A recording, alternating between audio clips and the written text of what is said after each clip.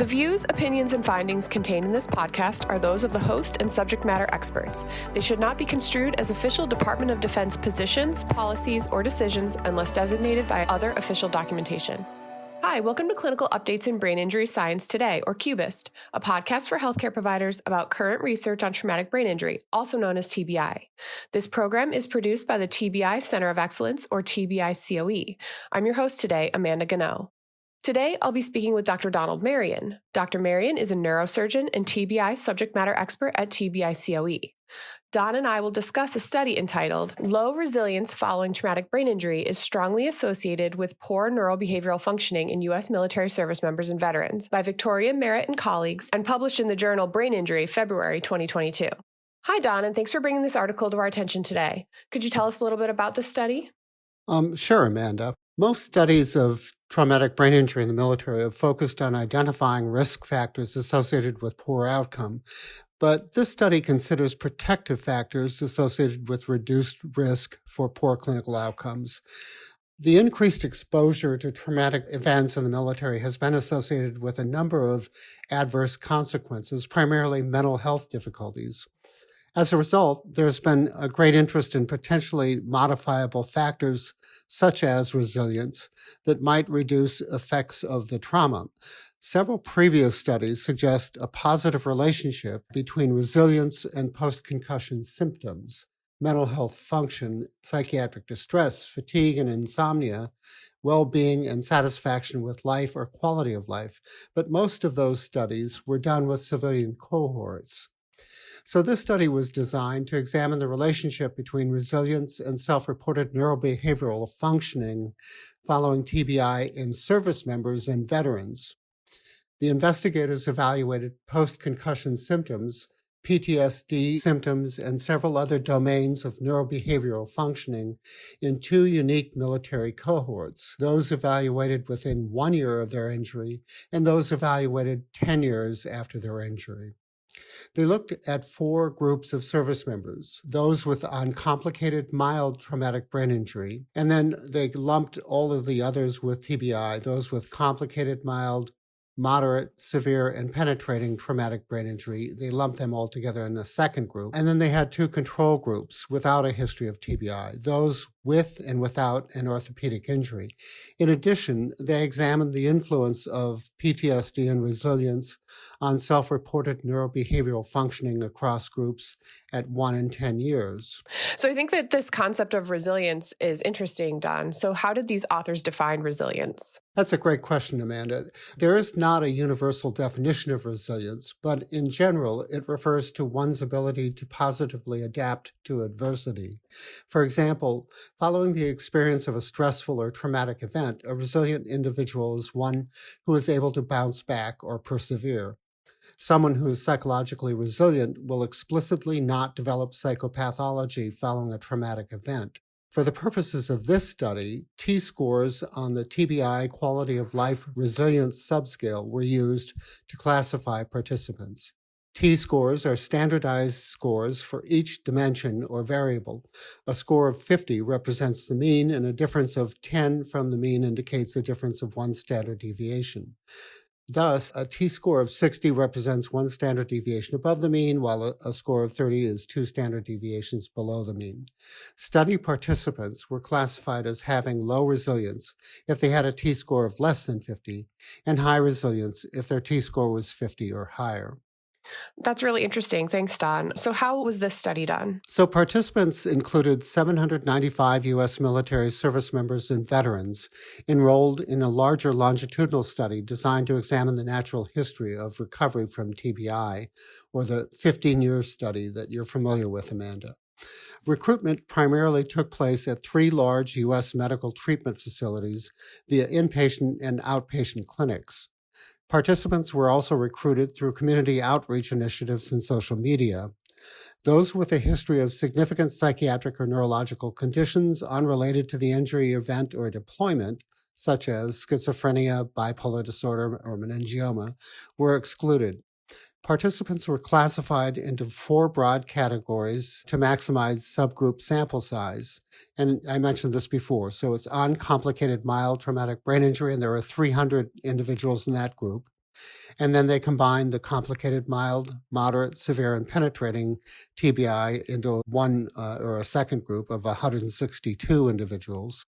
Injured controls with orthopedic injuries at 185 individuals in that group, and then non-injured controls who had no TBI and no orthopedic injury, and that was 148 participants. All participants completed a battery of self-reported neurobehavioral measures.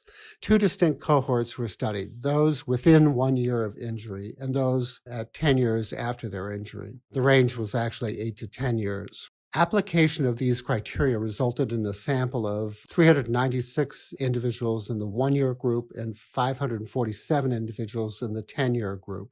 Note that all participants in the 1 and 10-year groups were mutually exclusive, with the exception of the non-injured control group that included the same participants in both cohorts. So participants completed a 2.5-hour battery of self-report neurobehavioral measures that included the PTSD checklist, civilian version, the Neurobehavioral Symptom Inventory, or NSI, the Validity 10, the Traumatic Brain Injury Quality of Life test, and the Traumatic Brain Injury Quality of Life tool. The PTSD Checklist Civilian, or PCLC, is a 17-item measure designed to evaluate self-reported symptoms of PTSD.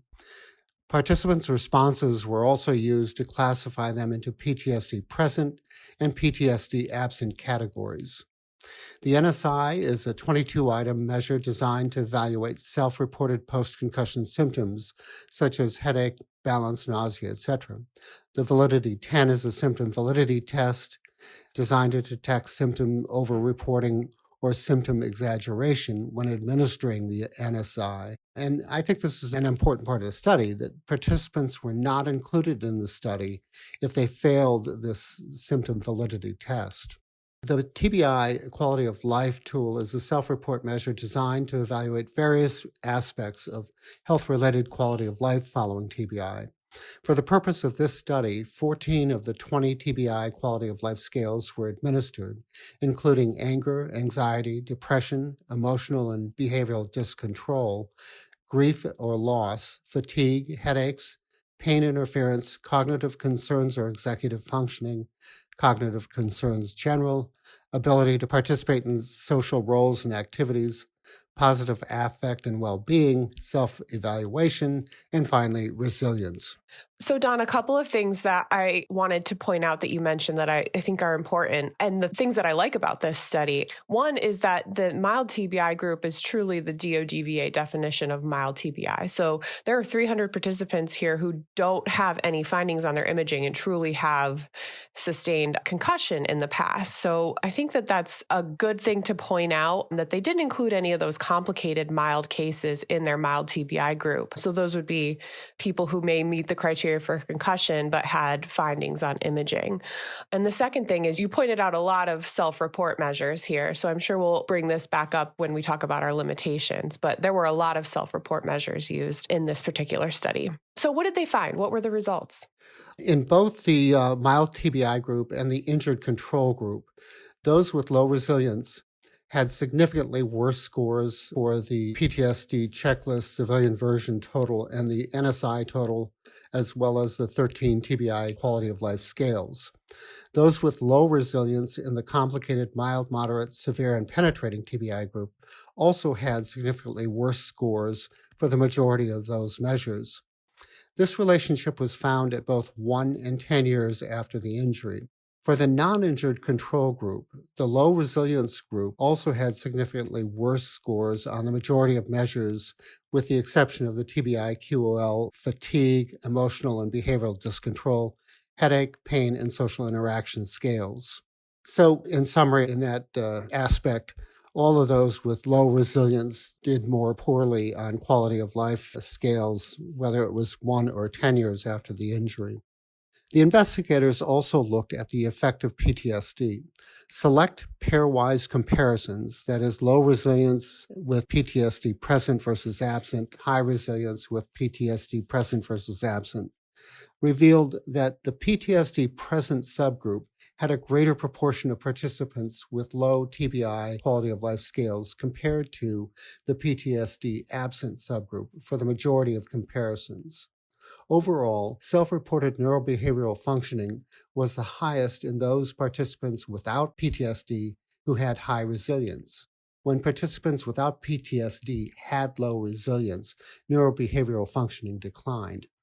Relative to participants without PTSD with low or high resilience, overall neurobehavioral functioning was worse in participants with PTSD and high resilience, and was even worse in those participants with PTSD and low resilience. At 10 years after injury, a similar pattern was observed. These findings suggested that PTSD had a stronger effect on neurobehavioral outcomes than did resilience. In summary, they found that regardless of injury group and time since injury, 1 year versus 10 years and so forth, resilience had a strong influence on self-reported neurobehavioral functioning, such that low resilience was associated with poorer neurobehavioral outcomes. It can also be said that high resilience was associated with better neurobehavioral functioning. This pattern of results was generally observed across all neurobehavioral outcomes of interest, including PTSD symptoms, post-concussion symptoms, and health-related quality of life domains, including physical health, emotional health, cognition, and social participation, with large effect sizes observed for the majority of these findings.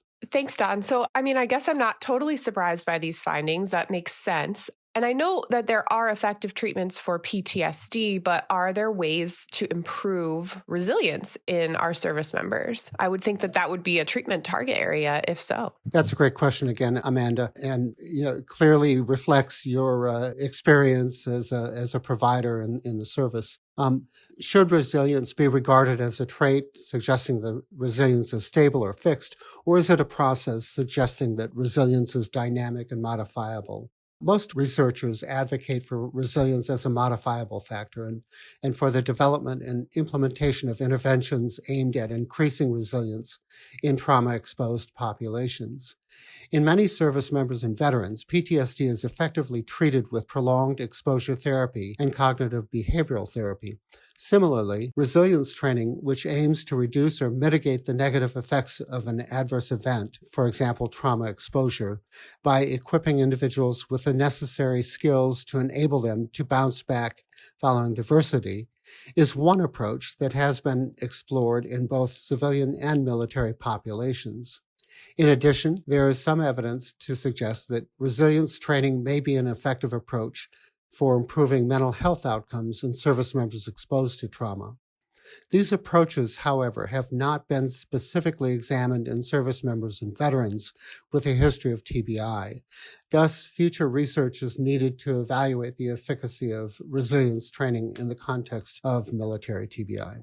That's really interesting, Don. Thanks for that. So what would you say are the limitations of this study? There were several issues, Amanda. Probably the most significant is that the majority of the subjects were young men, so it is not clear if these findings would apply to women or older men.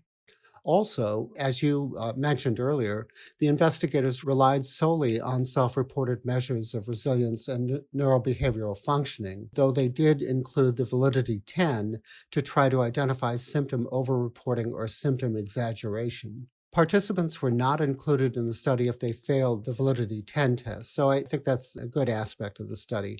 They also acknowledge that TBI quality of life resilience scale they used to measure resilience is not actually the scale most frequently used in the resilience literature. So what would you say are the key takeaways for providers? So, Amanda, in service members and veterans, both resilience and PTSD play a critical role in determining short and long-term outcome following a TBI. I think it is very important for TBI rehabilitation programs to incorporate resilience training in appropriate circumstances. Given the significant comorbidity of TBI and PTSD in service members and veterans, interventions that incorporate evidence-based treatments for PTSD along with resilience training may be especially beneficial, though additional research is needed to evaluate the clinical utility of a combined PTSD resilience intervention in this population. Yeah, and I wonder if resiliency training might be incorporated as something that's standard for all service members, just given the the nature of the job of a service member and the high risk factors for TBI and PTSD. Yeah, even maybe as part of training prior to deployment. I mean, even before deployment and before they sustain a traumatic brain injury. Yeah, I think that'd be very interesting to look into. All right. Well, thanks, Don. That's all the time we have for today. You can stay up to date on future episodes by subscribing to CUBIST on iTunes, SoundCloud, Stitcher, or wherever you listen to podcasts, where you can also find links to the articles we discuss and other relevant resources. CUBIST is produced and edited by Vinnie White, was hosted today by me, Amanda Gano. It is the product of the Traumatic Brain Injury Center of Excellence, a branch of the Research and Engineering Directorate of the Defense Health Agency, led by Branch Chief Captain Scott Coda, Medical Corps, United States Navy. Thank you for listening to this episode.